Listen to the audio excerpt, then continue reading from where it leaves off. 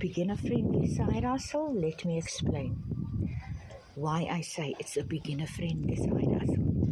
Because the only thing you are going to do is invest once off $50, which is equal to our South African rand 960, and then you're going to pay subscription of $10 a month. Right, $9.95 in actual fact, and that amounts to 185 rand, 86 rand.